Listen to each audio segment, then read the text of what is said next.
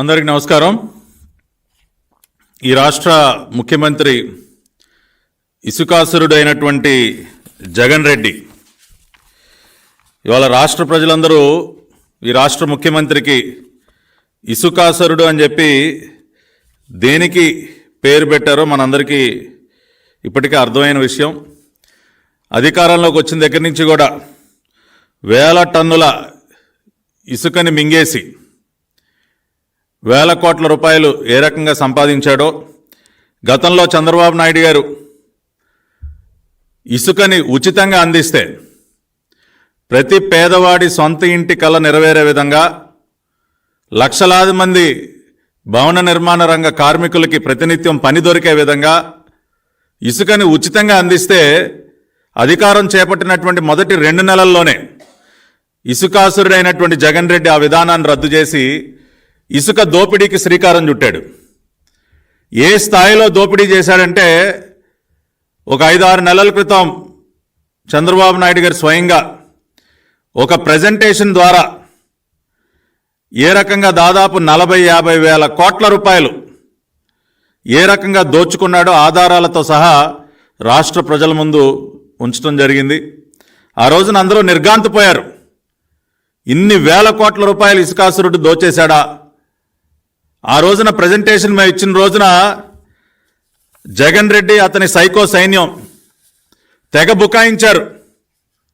ఇవన్నీ పూర్తి అవాస్తవాలు, అకారణంగా మా పైన బురద జల్లుతున్నారు, మేము చాలా పారదర్శకంగా ఇసుక రీచుల్ని నిర్వహిస్తూ ఉన్నాం అని చాలా రకాలుగా బుకాయించే ప్రయత్నం చేశారు వాళ్ళ చేతిలో ఉన్నటువంటి బులుగు మీడియాను అడ్డం పెట్టుకుని.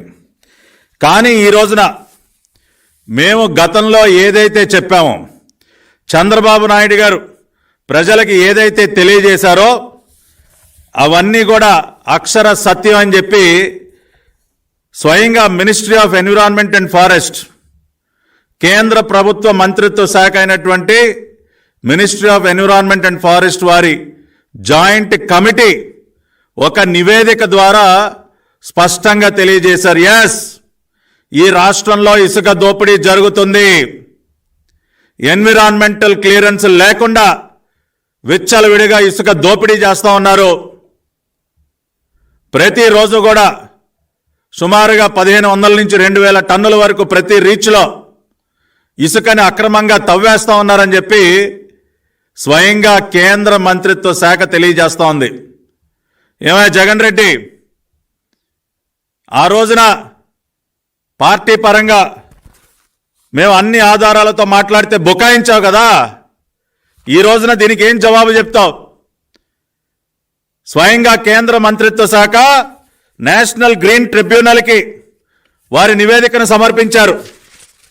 నేషనల్ గ్రీన్ ట్రిబ్యునల్ గత సంవత్సరం మార్చిలోనే అన్ని ఇసుక రీచ్లలో తవ్వకాలని తక్షణమే నిలిపివేయండి, మెకనైజ్డ్ శాండ్ మైనింగ్కి మేము ఒప్పుకోము, మెకనైజ్డ్ కానీ సెమీ మెకనైజ్డ్ శాండ్ మైనింగ్ని పూర్తిగా నిలిపివేయాలని చెప్పి ఆదేశాలు ఇచ్చినప్పటికీ ఆ ఆదేశాలని బేఖాతరు చేస్తూ విచ్చలవిడిగా ఇసుక దోపిడీ చేస్తున్నటువంటి పరిస్థితులలో స్వయంగా కేంద్ర పర్యావరణ మంత్రిత్వ శాఖ యొక్క కమిటీ వాళ్ళు వెళ్ళి ఇన్స్పెక్ట్ చేసి నేషనల్ గ్రీన్ ట్రిబ్యునల్కి వాళ్ళు నివేదిక సమర్పించారు.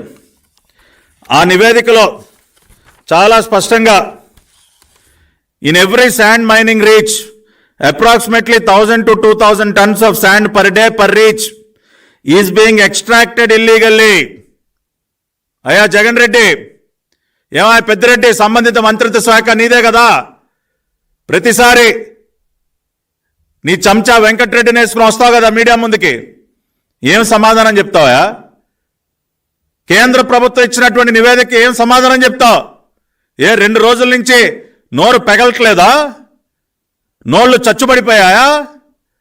నాలుక మడత పడిపోయిందా నీకు, మీ నాయకుడు జగన్ రెడ్డికి? సమాధానం చెప్పండి దీనికి. A central government ministry itself is saying that you are looting 1000 to 2000 tons of sand illegally from every sand reach in the state. ఇంకా ఏం చెప్తా ఉన్నారు? చట్ట విరుద్ధంగా మాన్యువల్ వే బిల్స్ ఇస్తా ఉన్నారని చెప్తా ఉన్నారు. అవి కూడా ఈరోజు కూడా పత్రికల్లో, ప్రధాన దినపత్రికల్లో వచ్చాయి. ఆఖరికి నిన్న ఫిబ్రవరి 22వ తేదీని కూడా మీరు మాన్యువల్ బిల్స్ ఇస్తా ఉన్నారు. Non issue of computer generated transport permits, computer generated permits ఇవ్వట్లేదని చెప్తా ఉన్నారు. With bar code, non availability of CCTV cameras at the reach. ప్రతి ఒక్క ఇసుక రీచ్లో సీసీటీవీ కెమెరాలు పెట్టి అక్రమ ఇసుక మైనింగ్ని అడ్డుకోవాలని చెప్పి ఏదైతే గైడ్ లైన్స్ ఉన్నాయో అవి పాటించట్లేదని చెప్తా ఉన్నారు. Tracking of vehicles and trucks, GPS విధానంతో ప్రతి ఒక్క శాండ్ రీచ్ నుంచి బయలుదేరేటటువంటి వాహనం ఎక్కడికి వెళుతుందో ట్రాకింగ్ సిస్టమ్ పెట్టాలి, అది పెట్టలేదని చెప్తా ఉన్నారు. ఇవన్నీ కూడా ఇన్ని వయలేషన్స్. గతంలో తెలుగుదేశం పార్టీ ఏదైతే చెప్పిందో, మా నాయకులు ఇసుక రీచ్ల దగ్గరకు వెళ్ళి ఆ రోజున ఏ అంశాల మీద అయితే ఈ ప్రభుత్వాన్ని నిలదీశారో అవే అంశాలని రిపోర్ట్లో పెట్టి మరీ అడుగుతా ఉన్నారు. ఇవాళ దీనికి జవాబు చెప్పే బాధ్యత నీకు లేదా పెద్దిరెడ్డి? ఏమా జగన్ రెడ్డి, ఊరుకునే నేను సిద్ధం అని డైలాగులు కొట్టం కాదయా. దేనికి సిద్ధం నువ్వు? ఈ రకంగా దోపిడీ చేయడానికి సిద్ధంగా ఉంటావు నువ్వు. ఎప్పుడు కూడా దోపిడీకి సిద్ధంగా ఉంటావా నువ్వు? ప్రజలకు మేలు చేయడం కోసం కాదు.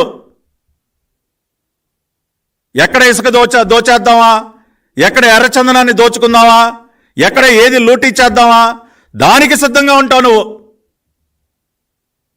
చెప్పు, దీనికి జవాబు చెప్పు. కేంద్ర మంత్రిత్వ శాఖ ఇచ్చినటువంటి నివేదికకు జవాబు చెప్పాయా నువ్వు? అంతేకాకుండా వాళ్ళు చాలా స్పష్టంగా వాళ్ళ నివేదికలో గూగుల్ ఎర్త్ ద్వారా, శాటిలైట్ ఇమేజెస్ ద్వారా మేము పరిశీలించాం. As per the analysis of satellite image available since year 2021 in Google Earth, it is observed that sand mining is carried out beyond the granted lease area. అనుమతి ఇచ్చినటువంటి area కంటే మించి అక్రమంగా ఇసుక తవ్వేశారని చెప్తున్నారు. అదే మేము చెప్పాం కదా గతంలో. అనుమతిలో ఒక స్థాయి వరకు ఉంటే దానికి 10 రెట్లు ఇసుక తవ్వేస్తా ఉన్నారని మేము గతంలోనే చెప్పాం. అదే విషయాన్ని వాళ్ళ సెంట్రల్ గవర్నమెంట్ మినిస్ట్రీ ధృవీకరిస్తూ ఉంది. Sand mining is being carried out beyond the granted lease area. అదేవిధంగా without environmental clearances issued and without consent of establishment and consent of for operation issued from Andhra Pradesh Pollution Control Board. ఈ రకంగా చాలా స్పష్టంగా జరుగుతున్నటువంటి ప్రతి ఒక్క వైలేషన్ని వాళ్ళ నివేదికలో పొందుపరిచి మరీ కూడా సబ్మిట్ చేశారు. దీనికి తక్షణమే జవాబు చెప్పాలి. పార్టీ పరంగా మేము డిమాండ్ చేస్తూ ఉన్నాం. అంతేకాకుండా గతంలో వీళ్ళు చేసినటువంటి కార్యక్రమాలు నిస్సిగ్గుగా పచ్చి అబద్ధాలని సాక్షాత్తు నేషనల్ గ్రీన్ ట్రిబ్యునల్కి వండి వార్చారు వీళ్ళు. గత సంవత్సరం మార్చి 23వ తేదీన నేషనల్ గ్రీన్ ట్రిబ్యునల్ ఒక ఆర్డర్ ద్వారా తక్షణమే mechanised and semi mechanised sand మైనింగ్ని మీరు నిలిపివేయాలని చెప్పి ఆదేశాలు ఇచ్చిన తర్వాత కూడా మైనింగ్ జరుగుతున్నటువంటి సందర్భంలో వాళ్ళు నివేదికలు కోరారు. రిపోర్ట్ సబ్మిట్ చేయండి, ఇన్స్పెక్ట్ చేసి రిపోర్ట్ సబ్మిట్ చేయండి అని చెప్పి సంబంధిత శాఖ డైరెక్టర్ మైన్స్ అండ్ జియాలజీకి వాళ్ళు కోరటం జరిగింది. అంతేకాకుండా special chief secretary to government, department of mines and geology వారికి లేఖ కూడా రాయటం జరిగింది. ఎవరు రాశారు ఈ లేఖ?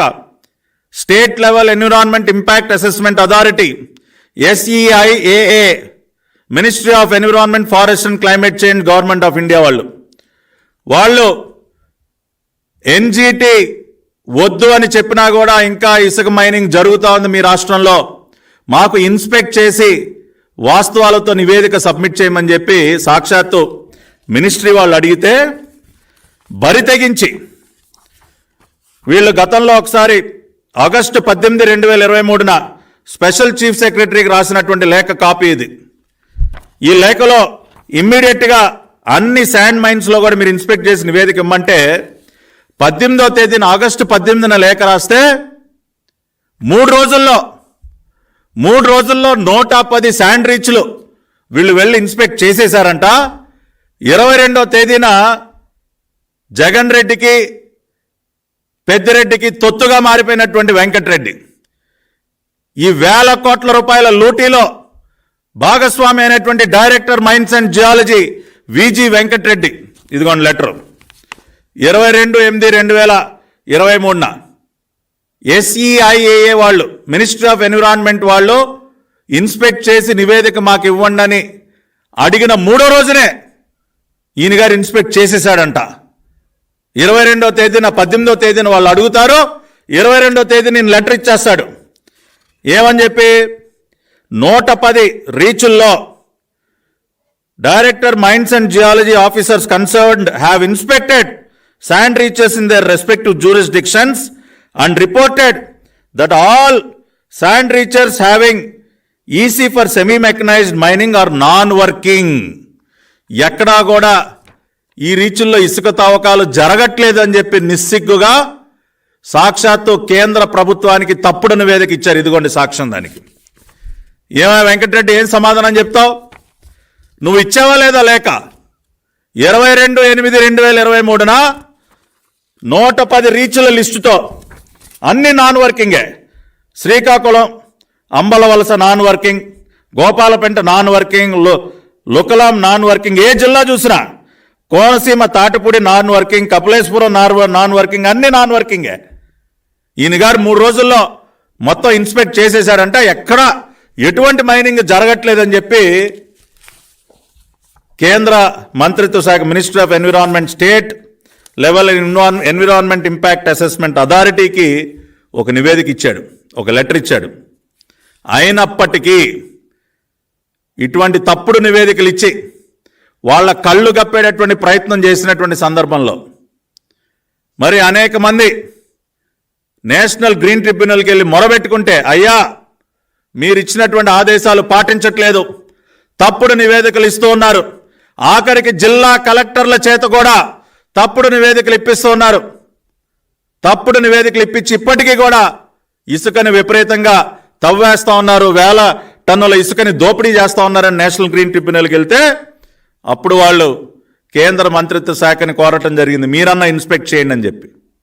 వాళ్ళు వెళ్ళి ఇన్స్పెక్ట్ చేస్తే మనకి ఇదిగోండి ఇవి బయటపడినటువంటి ఆధారాలు ఇవి.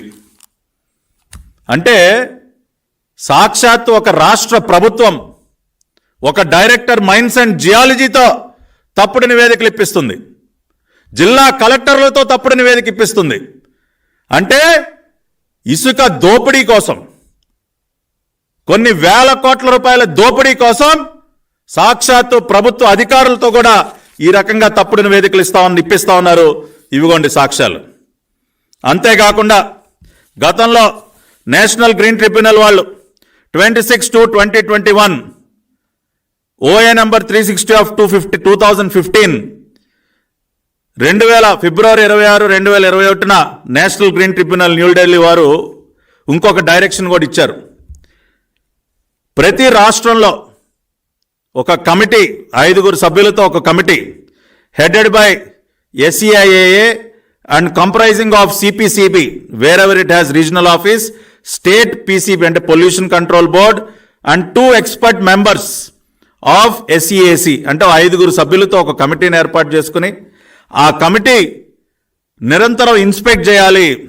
Inspection must be conducted at least thrice for each lease. అంటే ఒకసారి శాండ్ మైనింగ్ లీజ్ గ్రాంట్ చేసిన తర్వాత లీజు కాల పరిమితి పూర్తయ్యే లోపల 3 సార్లు, మినిమంగా 3 సార్లు ఈ కమిటీ ఇన్స్పెక్ట్ చేయాలి అని చెప్పి నేషనల్ గ్రీన్ ట్రిబ్యునల్ వాళ్ళు గైడ్ లైన్స్ ఇచ్చారు. 25% ఆఫ్ ద లీజ్ పీరియడ్ పూర్తయిన సందర్భంలో ఒకసారి, 50% ఆఫ్ ద లీజ్ పీరియడ్ పూర్తయిన సందర్భంలో రెండోసారి, చివరిసారి ఇంకా 6 నెలల్లో గడువు ముగుస్తున్నదనగా ఇంకొకసారి 3 సార్లు ఒక కమిటీని ఏర్పాటు చేసి ఇన్స్పెక్ట్ చేయాలి. అంతేకాకుండా ఈ కమిటీ ఇచ్చే నివేదిక పైన సాక్షాత్తు రాష్ట్ర చీఫ్ సెక్రటరీ రివ్యూ చేయాలి. The mechanism must provide for review at the level of chief secretary at least once in every quarter. రాష్ట్ర ప్రభుత్వ ప్రధాన కార్యదర్శి ప్రతి క్వార్టరు రివ్యూ చేయాలి in a meeting with all concern departments in the state. మరి రాష్ట్ర ప్రభుత్వ ప్రధాన కార్యదర్శి మేము అడుగుతా ఉన్నాం, మీరు ఎప్పుడైనా రివ్యూ చేశారా?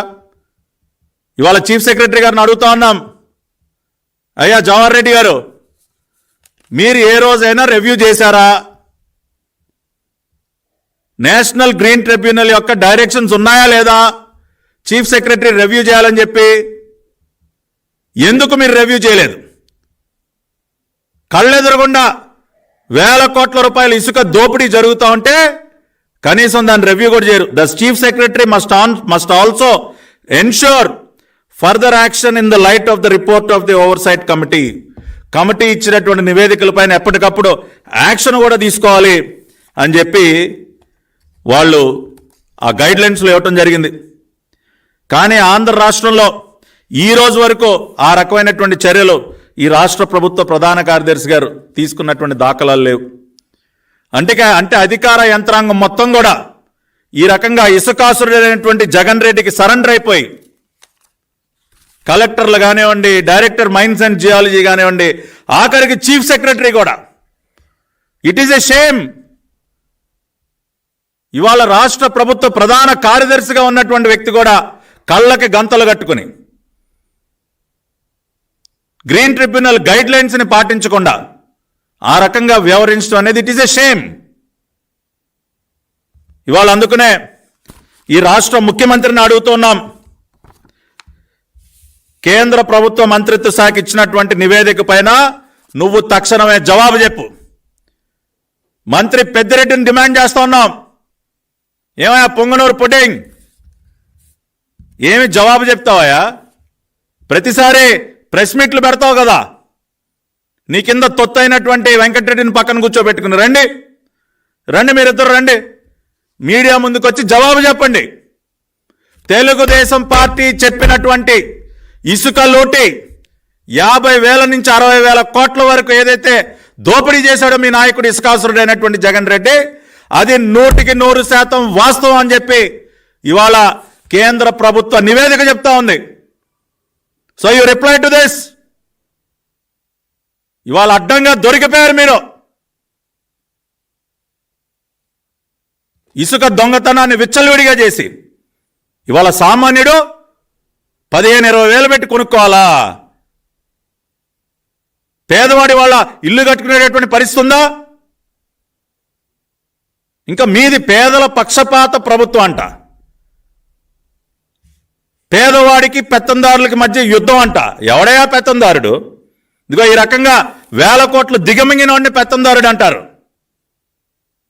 ఇవాళ కొన్ని లక్షల మందికి ఉపాధి లేకుండా చేశారా మీరు ఈ రకంగా ఇసుకని దోపిడీ చేసి?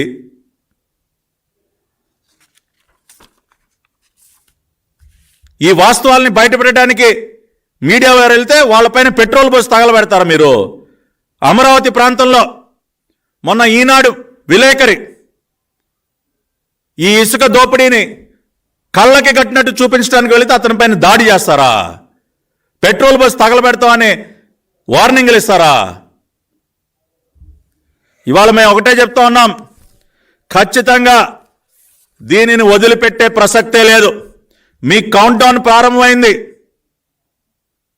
మరి కొద్ది రోజుల్లో ఇసుకాసురుడిని భూస్థాపితం చేయబోతా ఉన్నారు రాష్ట్ర ప్రజలందరూ.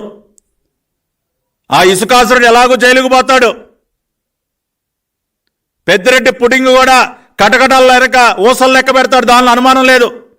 కానీ ఈ దోపిడీకి సహకరించినటువంటి అధికారులు మీరేమవుతారు? వాళ్ళతో పాటు మీరు కూడా జైళ్ళకి వెళ్తారా?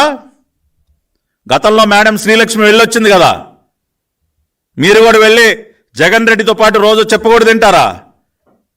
ఒక ఐఏఎస్ ఆఫీసర్లుగా ఉండి, ఐఏఎస్ అధికారులుగా ఉండి, చీఫ్ సెక్రటరీ స్థాయిలో ఉన్నటువంటి వ్యక్తులు కూడా మీరు ఈ రకంగా ఇటువంటి ఇసుక దోపిడీకి సహకరించడం అనేది చాలా దురదృష్టం. ఇప్పటికైనా మీ పద్ధతులు మార్చుకొని న్యాయంగా నిజాయితీగా వ్యవహరించండి.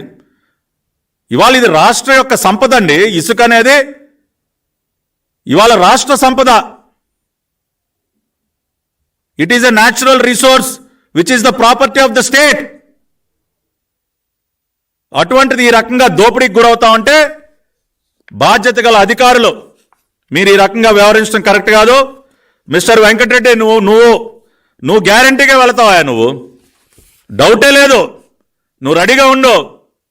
ఇదిగో ఇది చాలు, నువ్వు ఇచ్చినటువంటి తప్పుడు లేక చాలు నిన్ను జైలుకు పంపడానికి. Be prepared. ఈ నెల రోజుల్లో ఏమన్నా ఇంట్లో ఉన్న వ్యవహారాలు చక్కబెట్టుకోవాల్సి ఉంటే చక్కబెట్టుకో. ఖచ్చితంగా జగన్ రెడ్డితో పాటు పెద్దిరెడ్డితో పాటు నువ్వు కూడా జైలుకు పోతావు. కాబట్టి ఒక్కసారి ఈ వాస్తవాలన్నీ రాష్ట్ర ప్రజలందరూ కూడా దయచేసి అర్థం చేసుకోండి. మేము దాదాపు సంవత్సర కాలంగా మా పార్టీ జాతీయ అధ్యక్షులు కానివ్వండి, మా party politburo member Nakka Anandababu గారి సారథ్యంలో మరి ఇసుక దోపిడీ పైన పెద్ద ఎత్తున ఉద్యమం ఏదైతే చేస్తూ ఉన్నామో, దోపిడీ గురించి అనేక వాస్తవాలు మేమేమైతే బయట పెట్టామో అవన్నీ కూడా అక్షర సత్యాలని చెప్పి ఇవాళ స్వయంగా కేంద్ర ప్రభుత్వ నివేదిక తెలియజేస్తూ ఉంది. కాబట్టి ఈ వాస్తవాలను తెలుసుకుని గట్టిగా నిలదీయండి.